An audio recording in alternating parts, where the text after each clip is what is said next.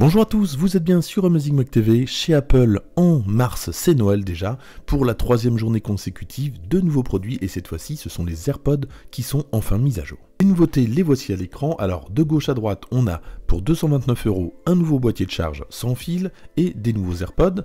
On a ensuite des nouveaux AirPods mais sans le boîtier de recharge sans fil et on a le boîtier de charge sans fil tout seul pour 89 €. On commence justement par le boîtier de charge qui a changé, donc si le design lui n'a pas changé, on peut toujours aussi recharger en Lightning. La nouveauté, ça va être qu'on va pouvoir enfin le recharger par induction, donc si vous avez un chargeur Qi, pourquoi pas, et puis pourquoi pas avec le futur AirPower. On passe maintenant aux AirPods en tant que tels et avec la nouvelle puce H1 conçue par Apple qui permet au moins 4 choses. La première de ces choses, c'est une meilleure stabilité et une meilleure connexion, 2 fois plus rapide lorsque vous switchez d'un appareil à un autre. Une latence de 30% réduite pour les jeux vidéo, ça peut être pas mal, et puis une connexion lorsque vous passez des appels audio, donc par téléphone, 1,5 fois plus rapide que précédemment. Et pour terminer, une intégration de 10 Siri aux AirPods, ça c'est plutôt pratique, ça va permettre d'éviter d'avoir ce geste sur l'AirPod, donc on va pouvoir lui attribuer d'autres gestes, ça c'est plutôt pas mal.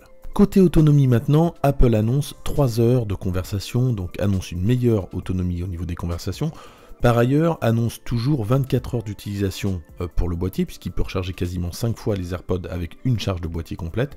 L'AirPods, lui, durera 5 heures en utilisation normale. Ils annoncent aussi que 15 minutes de charge des AirPods permettent à peu près 3 heures d'utilisation des AirPods. Voilà pour les annonces, moi j'ai hâte de tester ça dès le 26 mars.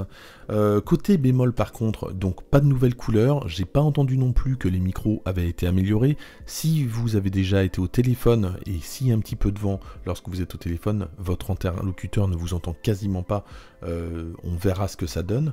Et puis surtout, lorsque vous êtes allongé, pour que la connexion se fasse entre un appareil, par exemple un iPhone et les AirPods, c'est un petit peu compliqué, on verra là aussi si ça a été amélioré. Voilà pour ce rapide tour d'horizon des nouveaux AirPods sortis aujourd'hui. Moi, je vous dis donc à la semaine prochaine avec des tests un petit peu plus complets et on va voir ce que ça donne. A très bientôt, n'hésitez pas à vous abonner.